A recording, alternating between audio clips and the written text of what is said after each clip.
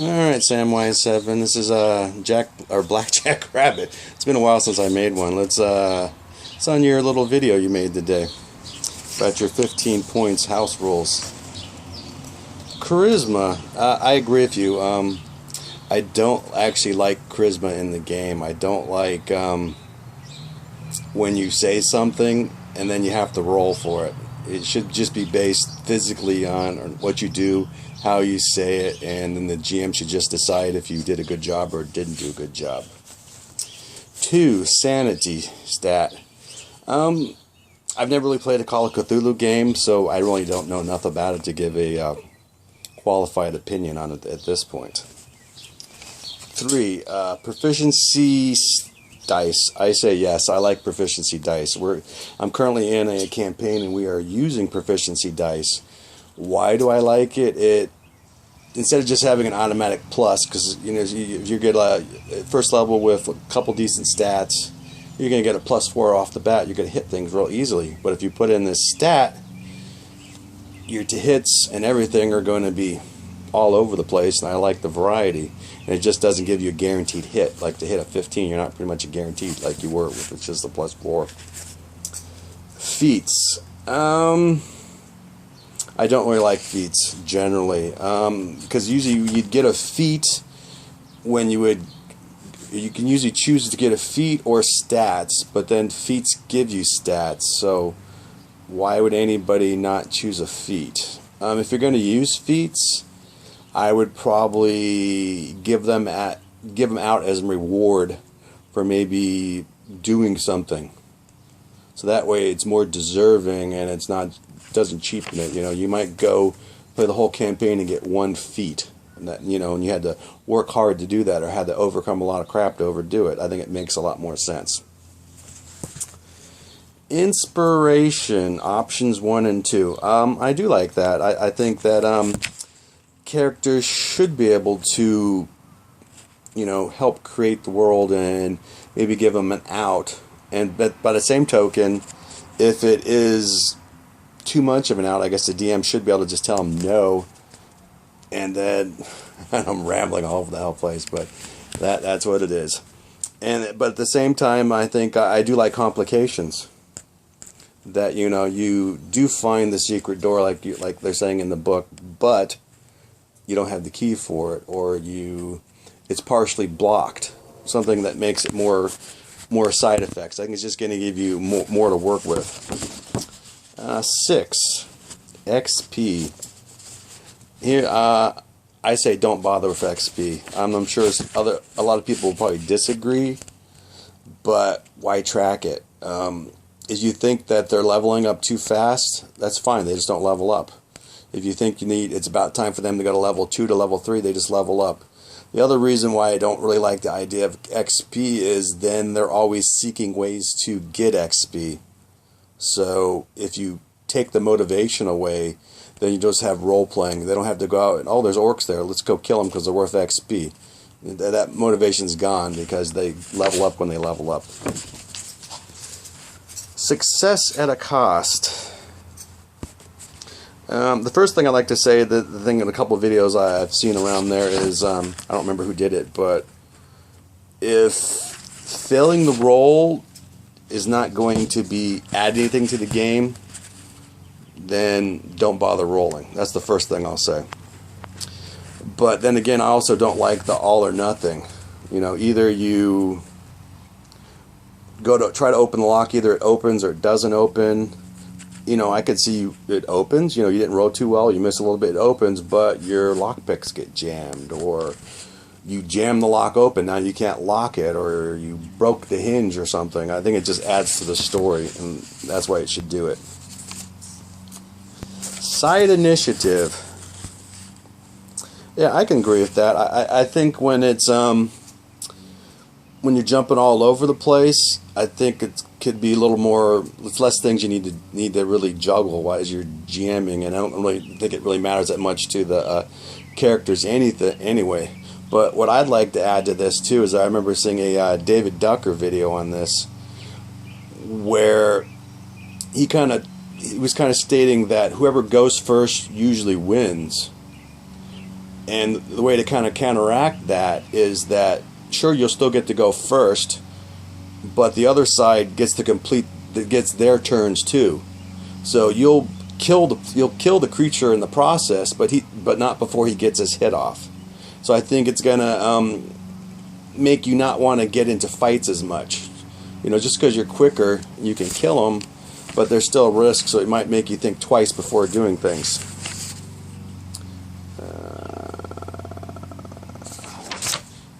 Number 9. Slow natural healing. Yeah, I'm fine with that. Yeah, I don't really like the idea of you know, you wake up the next day and all your wounds are gone. I don't think it's really that realistic. You don't want to make it too dependent on healers, where, you know, become the heal bot. But then again, you don't want to be like, oh, I was at death's door yesterday, and, you know, I had a good night's sleep and I'm perfectly fine. So I think that works out. Lingering injuries.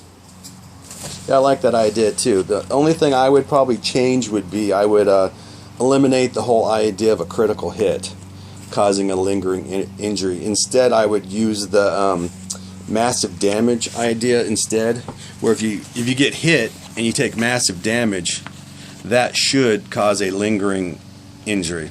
And the same thing if you're knocked to 0 or at death's door, you know, there should be lingering results of that. There should be some consequences from doing it. Death or massive damage, I do like that idea also.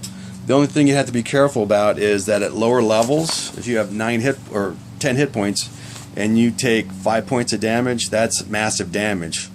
I think so. You'd have to would have to go in and adjust that at lower levels. Because otherwise, I think it's a little bit too much at lower levels, because it's already you're on low hit points to begin with, and you die easily in the game. But now, if there's a chance that you take 5 points of damage, then you drop to 0, it's a little bit too much at lower levels. So I think some of that shouldn't probably kick into effect until the characters have a greater hit point range, maybe 20 or 30, depending on what you want to do with the game. Let's see, attacks of opportunities. I've never liked attacks of opportunities. It's too tactical. It's too board game-ish. I don't know. It just doesn't feel natural. It's gonna prevent you from doing things. Instead of rushing over there and attacking, you go, I don't want to do that, because then he might get a hit off of me. I think it takes away from the game. Some people might like it. I do not. Instant death. Yeah, I don't like the whole. I agree with you there too. Instant death should be. I do like the 3rd edition rules, where when you go to your negative constitution, you're dead. That's the way it should be, because it doesn't make any sense. You have 99 hit points. I fall off the cliff. I take 180 points of damage. And the cleric goes over there, casts a heal spell on me, heals me by 1 hit point. I'm stabilized and fine. That's stupid. You take that much damage, you're dead. And let's see. Now we're up to, if I didn't miss anything, traps going off. I like that idea. That's interesting. If I had me, I'd probably do it as a percentile dice, just because I like percentile dice. The higher the better. And I would probably make it, if you can trust your players, I'd probably have your players roll, because then they have a little bit of a chance. Then they can affect the chance of the game, which I like. Then I would also add that certain characters, maybe like the halflings, that would get the lucky characters, would get a bonus to this. And then the same thing I would say to characters who follow the god of luck. Luck should work that way too, so they should have a little bit extra bonuses. Spell castings announcing during initiative. That I agree with too. It makes more sense. That if you're casting, it should be fairly obvious, unless... Yeah, it should be fairly obvious you're casting. Maybe not if you're like a bard or something like that, and they're playing drums or something, and they've been playing drums the whole time. So that maybe the first time they encounter that, then the person might not know that they're a spellcaster, but generally it should be fairly obvious. I'm not sure if I agree on the whole idea of 1 hit would ruin it. 1 hit point of damage. In some ways, I think it's a little bit too much. and they should just have like a concentration roll or something like that. But then at the other flip side of the coin, I can kind of see it, because then if you're a caster, that means you're really going to want a lot of minions then. You're going to want meat shields in front of you to prevent you from getting damaged. That's kind of going back more towards like first edition, where, you know, you can do super powerful but not a lot of hit points. But now they have hit points, so I know that's a little bit rambly there. Yeah, so definitely a concentration roll for that. I'm kind of leaning towards that one. More important. I'm not sure. I can't read my own writing there. It's just normal. Shields. I do actually like the idea of shields blocking damage. The only thing I would add to that is that if you're going to do shields in that manner where they have a chance to block the hit, then I would remove any AC bonus from the shields. Because if you can not only block, but then make it harder to hit at the beginning, then who's not going to go with a shield? Everyone's going to be going with the shield. The only thing I would probably add to that is that I would do it more like the smaller the shield, the larger the die you rolled. And then the bigger the shield, the smaller the die. The reason why I'm saying this is that a larger shield should block more easily. Of course, some might argue then a smaller shield has more mobility and can block easier, but I just kind of like the idea of the larger the shield, the more easily it is blocked. Only thing I would probably say then is that I don't know if I completely like the idea of it just completely missing. I would probably do something like a shield. If you're successful, your shield soaks damage. You know, it would absorb damage. That way you're not completely eliminating the hit, but you're definitely getting benefits of just taking less damage. The only thing that might add a complication is then I think that shields probably could only take so much damage.